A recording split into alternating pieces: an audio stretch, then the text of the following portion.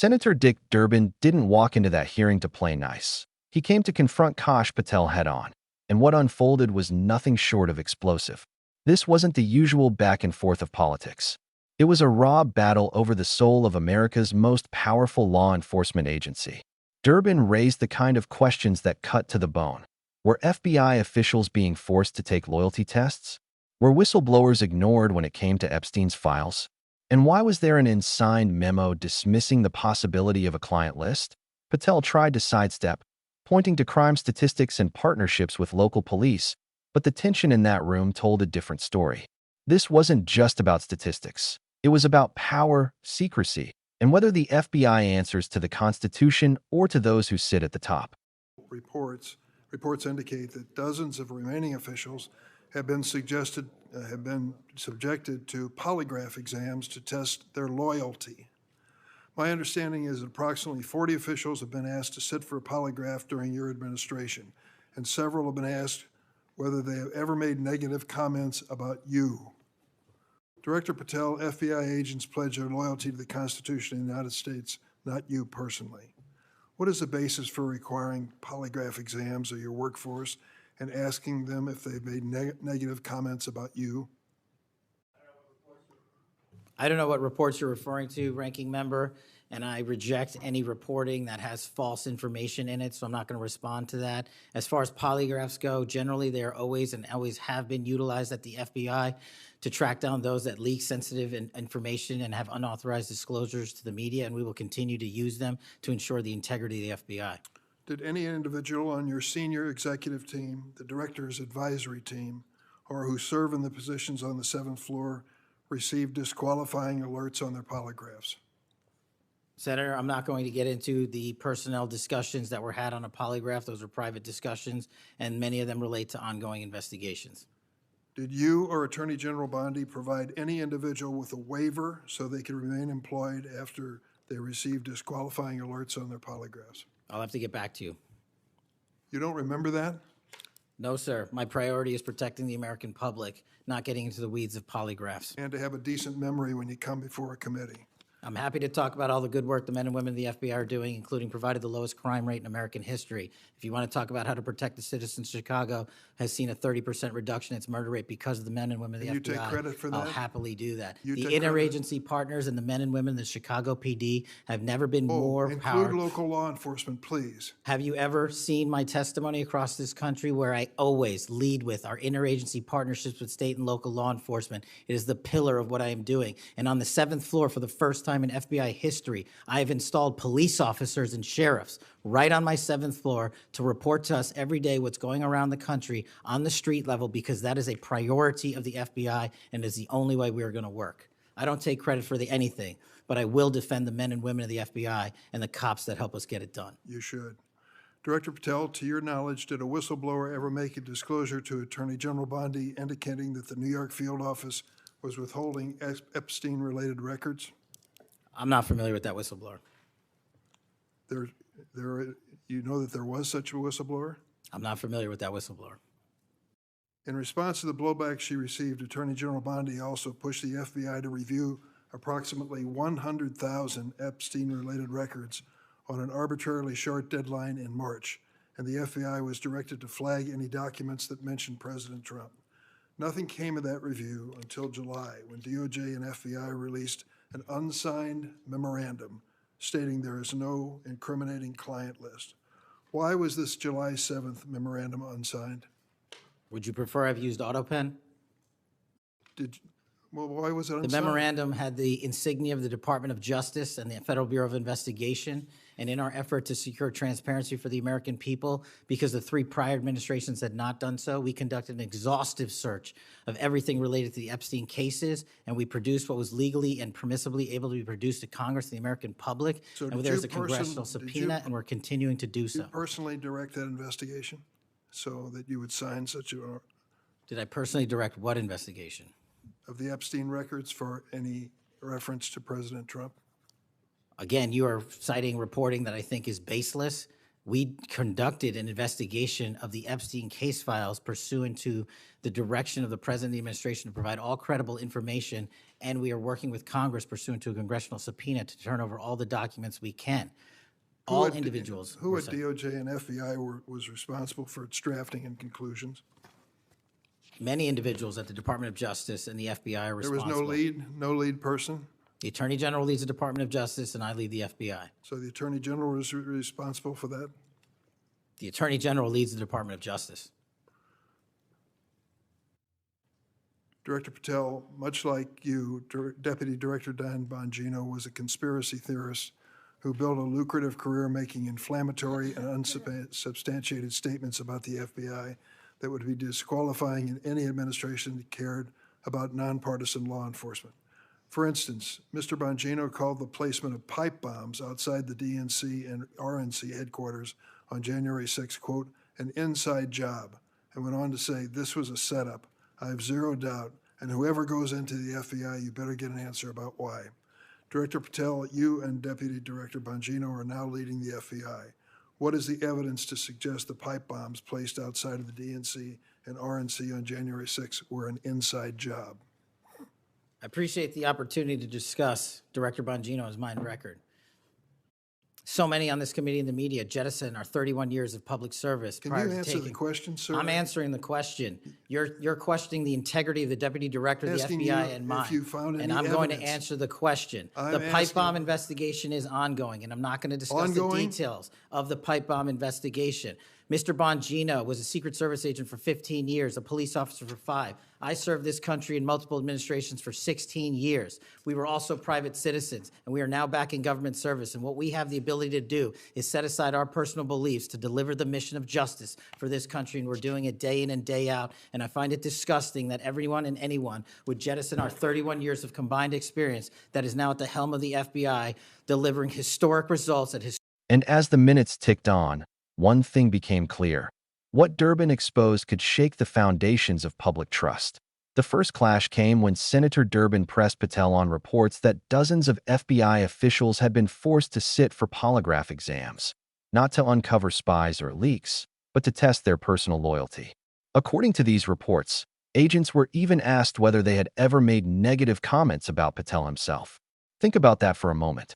In an agency built on the principle that its agents pledge loyalty to the Constitution and to the American people, the idea of grilling them over personal criticism is chilling. Durbin's questions were direct. Who authorized these exams? What possible justification was there for asking such questions? Patel avoided specifics, repeating that polygraphs had always been used to track down leaks. But that answer didn't land. Instead of clarifying, it only deepened suspicions. If these polygraphs were truly about protecting sensitive information, why were questions about personal criticism even included? The exchange cut straight to the heart of the issue. Is America's top law enforcement agency drifting away from accountability and edging toward loyalty tests that serve individuals rather than the Constitution? Durbin's persistence forced the spotlight onto a dangerous precedent, and Patel's refusal to give straight answers left the air thick with unease. From loyalty tests, the hearing shifted into even darker territory. Senator Durbin raised the issue of a whistleblower who allegedly told Attorney General Bondi that the FBI's New York field office had withheld Epstein-related records. This revelation alone should have set off alarms, but it was what came next that truly rattled the room. Reports claim that, in response to growing backlash, Bondi ordered the FBI to review more than 100,000 files connected to Epstein. The deadline for that review was unusually short, so short that it looked less like a search for truth and more like a rush to close the books. And the most suspicious detail? Agents were reportedly instructed to flag any documents that mentioned specific high-level individuals. By July, a memorandum was released dismissing the idea of a client list altogether. But the document was unsigned, carrying no clear author, no direct accountability. An unsigned declaration from two of the nation's most powerful law enforcement bodies raised more questions than it answered. Durbin pressed Patel to explain why such a critical memo lacked a signature. Patel brushed it off, calling the reporting baseless. Yet his deflection did little to erase the uncomfortable truth. The Epstein files still hold shadows no one seems willing to fully confront. The unsigned memorandum quickly became the centerpiece of Durbin's challenge. A document of such significance, declaring there was no incriminating client list in the Epstein files, should have been carefully vetted, reviewed, and signed by accountable officials. Instead, what Congress received was a paper stamped with the logos of the FBI and DOJ, but without a single name attached. No author, no official signature, nothing that tied responsibility to an individual. Durbin wanted to know why. Why would the agencies handling one of the most notorious cases of the century push out an unsigned statement? Patel's answer was evasive. He quipped about whether critics would have preferred an autopen, then insisted the investigation was thorough and transparent. But jokes didn't mask the reality. Transparency requires ownership. Without a name, the memo looked less like accountability and more like an attempt to avoid it. To the public, the unsigned nature of the document didn't inspire confidence. It raised suspicion. Was this a deliberate move to distance leadership from the conclusions? Or was it a rushed effort to bury questions under a pile of technicalities? Either way, the lack of clarity left a haunting impression. And as Durbin pushed harder, Patel seemed determined to pivot the conversation elsewhere.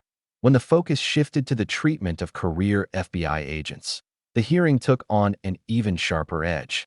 Senator Durbin pointed to decorated officials, men with years of service, combat experience, and a record of sacrifice for the country, who had suddenly found themselves terminated.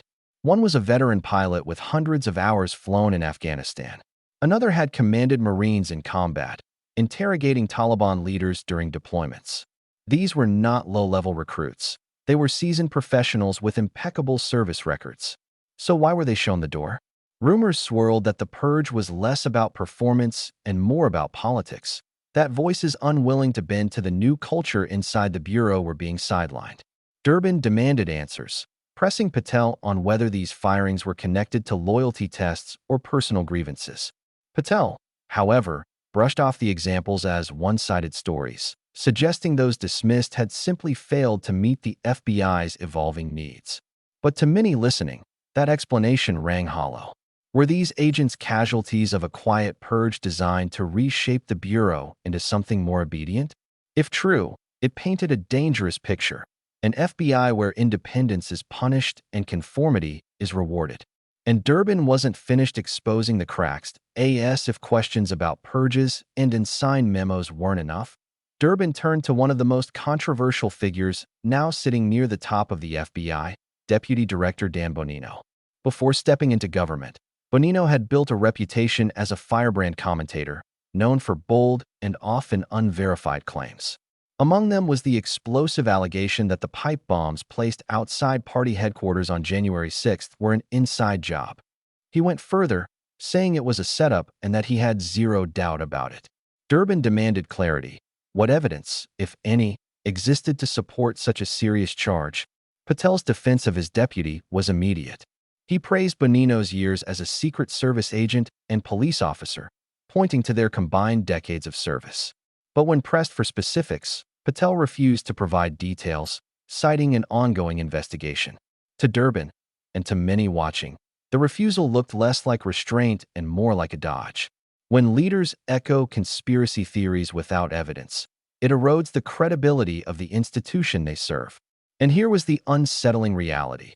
A man who once dismissed January 6th investigations as setups was now helping to lead the FBI itself. That contradiction could not be ignored. Durbin then shifted the spotlight to cases that had been abruptly shut down under Patel's leadership.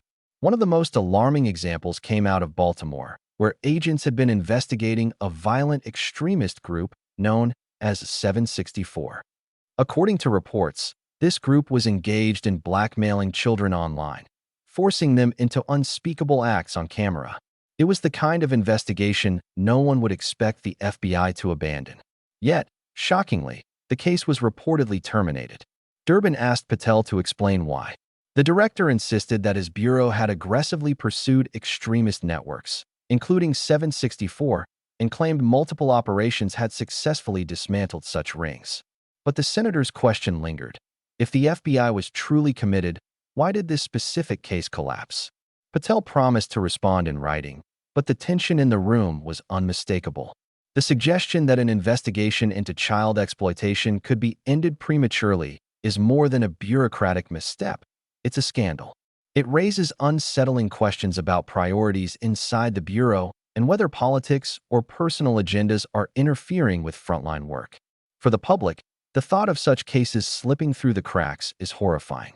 And for Durbin, it was one more sign that accountability was slipping away. As the hearing drew deeper, Durbin raised yet another controversy: the FBI's decision to adjust its hiring requirements. Traditionally, incoming agents were expected to hold a college degree, a standard meant to ensure rigorous preparation for one of the most demanding jobs in government.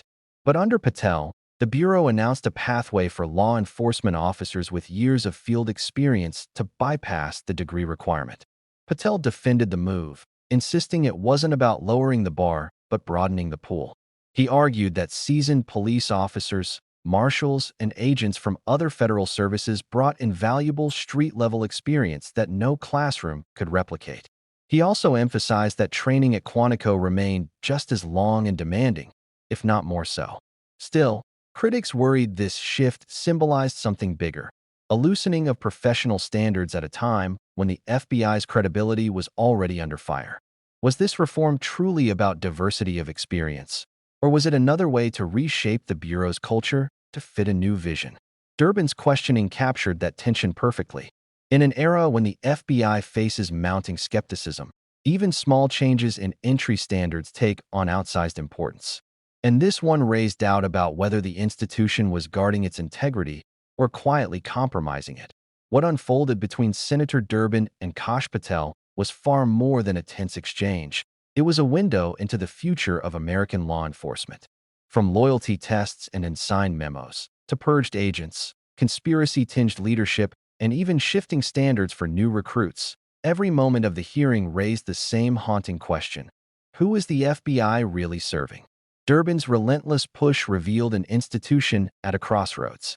On one side stands the ideal of an FBI loyal only to the Constitution, operating with full transparency. On the other stands the risk of a bureau shaped by personalities, secrecy, and selective accountability. That divide is not abstract. It impacts public trust, the handling of sensitive investigations, and the very legitimacy of justice in this country. And here's where you come in. Do you believe Patel is safeguarding integrity or protecting power? Was Durbin shining a light on real dangers or just grandstanding? Drop your thoughts in the comments. We want to hear from you. And if you believe accountability matters, hit that like button, subscribe, and turn on notifications so you don't miss the next breakdown.